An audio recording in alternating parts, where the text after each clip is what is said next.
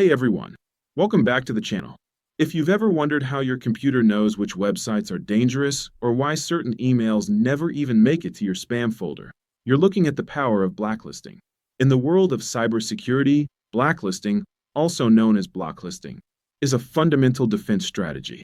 Simply put, it's a list of bad actors like specific IP addresses, malicious domains, or infected files that are strictly forbidden from entering your network. Think of it as a banned list at a high-end club.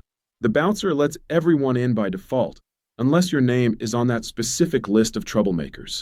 Today, we're breaking down exactly how it works, with real-world examples. Technically, blacklisting operates on a philosophy called default allow. This means the system assumes everything is safe until proven otherwise. Here is the four-step process of how a blacklist functions. First is identification. Security systems monitor behavior.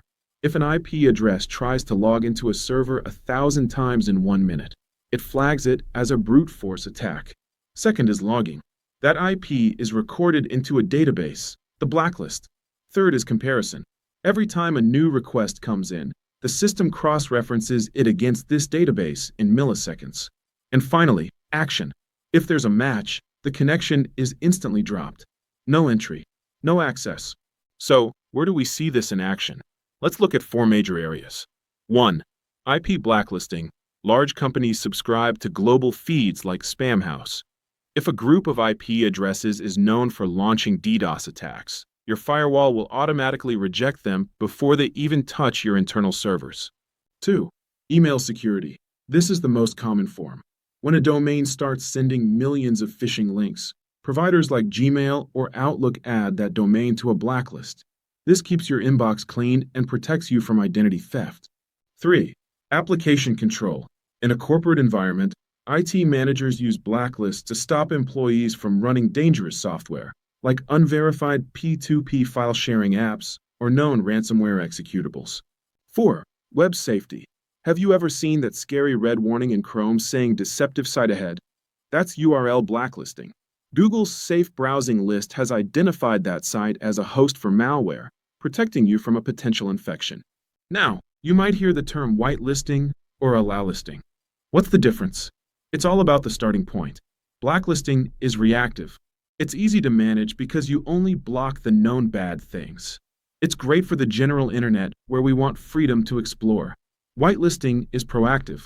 It blocks everything by default and only allows a few known good items. While much more secure, it's also very restrictive and harder to maintain.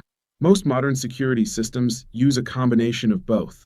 The biggest advantage of blacklisting is that it's seamless. It doesn't slow down the user's workflow. However, it has one major weakness: zero-day attacks. Because a blacklist only stops known threats, a brand new virus that has never been seen before won't be on the list. This is why blacklisting is just one layer of a defense and depth strategy. You can't rely on it alone. Blacklisting is your first line of defense, acting as the digital bouncer for your network. But as threats evolve, so must our lists. I hope this gave you a clear picture of how this technology keeps you safe. If you found this helpful, hit that like button and subscribe for more bite-sized cybersecurity lessons. Would you like me to explain whitelisting next, or maybe how to check if your own IP is on a blacklist? Let me know in the comments below. See you in the next one.